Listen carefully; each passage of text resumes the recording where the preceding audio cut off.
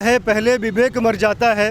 हरि ने भीषण हुंकार किया, अपना स्वरूप विस्तार किया। जंजीर बढ़ाकर साध मुझे, हाँ हाँ दुर्योधन बाध मुझे। यह देख गगन मुझ में लय है, यह देख पवन मुझ में लय है।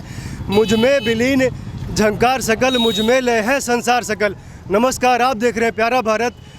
देश के सबसे बड़े पत्रकार अर्नब गोस्वामी को महाराष्ट्र पुलिस ने, महाराष्ट्र की सरकार ने, सोनिया सेना ने गिरफ्तार किया है, जिसके विरोध में देश भर में प्रदर्शन हो रहे हैं। लोग इसका विरोध कर रहे हैं क्योंकि गिरफ्तार केवल अर्नब गोस्वामी को नहीं किया गया है, गिरफ्तार किया गया है सच्चाई को। आज यदि लोगों ने इसका विरोध नहीं किया तो यह आपके शहर में, आपके गांव में, आपके घर तक भी पहुंचेगा और सच बोलने की बहुत बड़ी कीमत चुकानी पड़ेगी, जिससे सभ्यताओं का नाश हो जाएगा। तो ये जो लड़ाई है, सभ्यता को बचाने की लड़ाई है। यहाँ पे बहुत बड़ी भीड़, यहाँ पे जनता जुटी है जो विरोध कर रही है इस बात का। सर ये बताइए, क्या कहेंगे जो अर्नब गोस्वामी को गिरफ्तार किया गया, इस पे क्या कहेंगे आप? अर्नब गोस्वामी को जो गिरफ्तार किया गया, ये लोकतंत्र के लिए शर्मनाक है, हम सब के लिए शर्मनाक है। मैं ये कहना चाहूँगा कि जब कांग्रेस की सरकार आई थी 1975 में, उसने आपातकाल लगाया था तो शिवसेना ने उसका समर्थन किया था। आज शिवसेना ने अर्नब गोस्वामी जैसे पत्रकार को, राष्ट्रवादी पत्रकार को गिरफ्तार किया है और अपने ऋण को उतार रही है कांग्रेस सरकार इनका सपोर्ट करके। ये भारत के इतिहास में बहुत बड़ा काला दिन है। घोषित आपातकाल महाराष्ट्र में चल रहा है। सर, हमने देखा कि जब रिया चक्रवर्ती को गिरफ्तार किया गया था तो उनकी गेट की गाड़ी खोलने के लिए महिला पुलिसकर्मी लगी रहती थी। एक ड्रग पेडलर के लिए इस तरह का व्यवहार, और जो देश के सबसे बड़े पत्रकार हैं, सबसे अधिक टीआरपी है, सबसे बड़ा चैनल है, उनके साथ इस तरह का व्यवहार हो रहा है। यही तो दुर्भाग्यपूर्ण है, यही तो साजिश रची जा रही है इस देश में। जो सच बोलेगा उसको अंदर कर दिया जाएगा और जो किसी भी तरह सत्ता पाने के लिए ये लोग कुछ भी कर सकते हैं। ये सोनिया गांधी और शिवसेना, कल तक शिवसेना इनके लिए एक नापाक गठबंधन होता था। ये बोलते थे कि कश्मीर में पीडीपी के साथ बीजेपी ने समझौता किया तो उसने देश भेज दिया, और आज शिवसेना के साथ सिर्फ और सिर्फ सत्ता के लिए लोग आए थे और सत्ता के साथ साथ ये लोकतंत्र की हत्या कर रहे हैं। ये लोकतंत्र की हत्या करने वाली सरकार है। इस सरकार का हमेशा से ये काम रहा है। ये लोकतंत्र की इन लोगों ने हत्या की है। 1975 में आपातकाल हो, चाहे आज अर्नब की गिरफ्तारी हो, लगातार ये लोकतंत्र पर हमला कर रहे हैं। आप बताइए सर, क्या कहेंगे इस पे? ये सीधा एक सत्य का गला घोटने जैसी बात है। सीधे तौर पे सत्य का गला घोटा जा रहा है उद्धव ठाकरे द्वारा।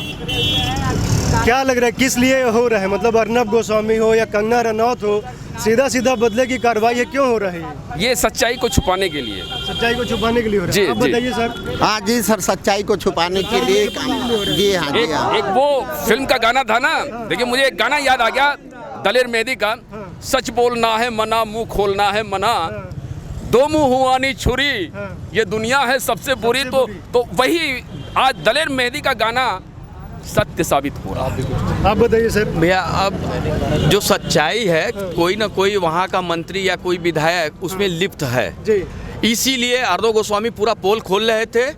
उस पोल को छिपाने के लिए ये स्थिति बन रही है। हमको लगता है कि वहाँ के कोई मिनिस्टर या मिनिस्टर का बेटा या कोई ऐसा व्यक्ति है जो कांग्रेस उसकी सपोर्ट करके उसको सेव कर रहा है। केंद्र सरकार के बारे में क्या कहेंगे? केंद्र सरकार का इसमें क्या रोल है?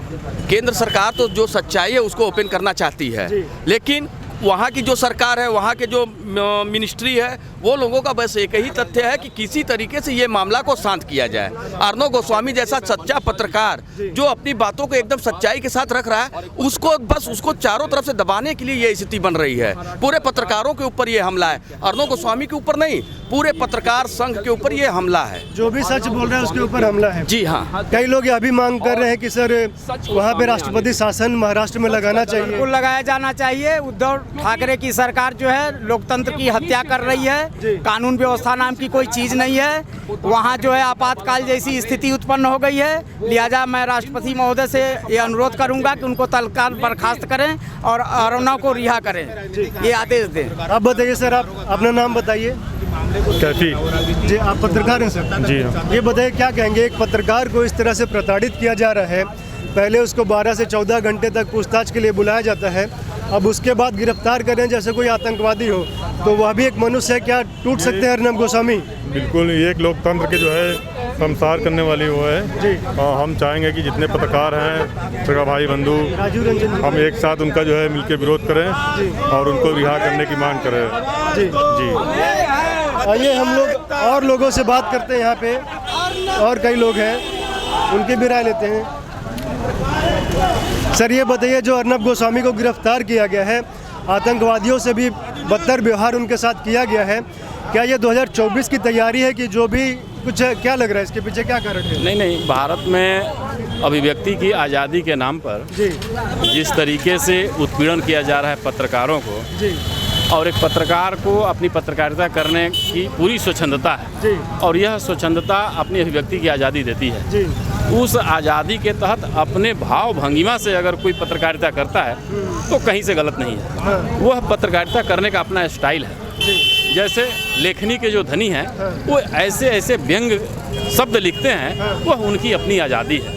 तो अर्नब गोस्वामी जिस स्टाइल में पत्रकारिता करते हैं, जिन मुद्दों को उठाते हैं, जिस गंभीरता से समाज के सामने रखते हैं, वो कहीं से गलत नहीं है। महाराष्ट्र सरकार ने उनको गलत मुकदमे में फंसा करके पत्रकारिता के ऊपर ताला लगाने का काम किया है, लोकतंत्र के चौथे स्तंभ पर हथौड़ा चलाने का काम किया है। इसका हम लोग विरोध करते हैं और अर्नब गोस्वामी के शीघ्र रिहाई की मांग करते हैं। जब उनके खिलाफ जो मुकदमा चल रहा है उसमें फाइनल रिपोर्ट लग गई है तो फिर पुलिस को ऐसा कोई सबूत नहीं हाथ लगा है, लेकिन सरकार के सह पर ऐसा उत्पीड़न का कार्य किया जा रहा है।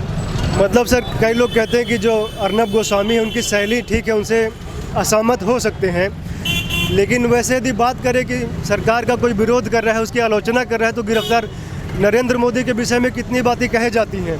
उनको कहा जाता है कि उनका हाथ काट दिया जाएगा, बोटी बोटी कर दिया जाएगा, और नरेंद्र मोदी सरकार को फांसीवादी कहा जाता है, लेकिन फांसीवादी काम तो महाराष्ट्र की सरकार कर रही है। माननीय प्रधानमंत्री जी को अभिव्यक्ति की आज़ादी के नाम पर न जाने कितने शब्दों से नवाजा गया और कैसी कैसी गालियां दी गई। यह आज़ादी अपने संविधान के तहत प्रदत्त है, परंतु महाराष्ट्र सरकार ने जिस तरीके से एक पत्रकार का मुंह बंद करने का काम किया है, उससे हम सभी दुखी हैं, व्यथित हैं और इसकी घोर निंदा करते हैं। सर केंद्र सरकार का क्या रोल आप इसमें देखते हैं? क्या वहाँ पे राष्ट्रपति शासन लगना चाहिए? नहीं, भारत सरकार, हम लोगों ने राष्ट्रपति महोदय को, महामहिम जी को जिलाधिकारी वाराणसी के माध्यम से ज्ञापन दिया है और इस ज्ञापन के माध्यम से स्वतंत्र पत्रकारिता करने वाले, बेहिचक सत्य पत्रकारिता करने वाले ऐसे पत्रकारों के प्रति जो दुर्व्यवहार किया जा रहा है उसकी निंदा करने के लिए महाराष्ट्र सरकार के प्रति अपना रोष व्यक्त किया है।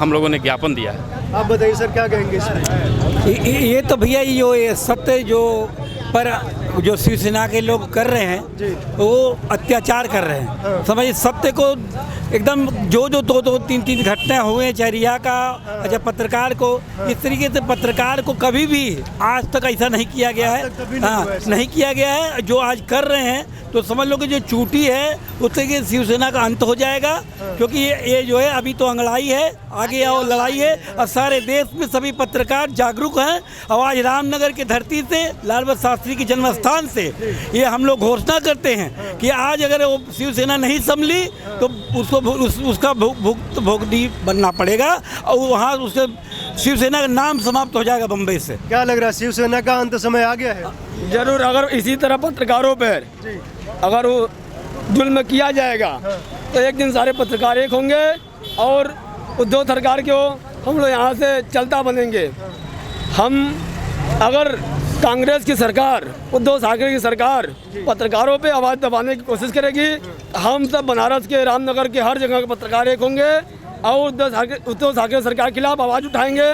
वो गलत तरीके से जिस हिसाब से अरविंद गोस्वामी को मार के चोटिल करके ले गए हैं, हम लोग उनके खिलाफ एक होंगे और पत्रकारों के हित के लिए, चौथे स्तंभ के लिए लड़ाई लेते रहेंगे, हमेशा लड़ते रहेंगे। आपका क्या कहना है सर इस पे?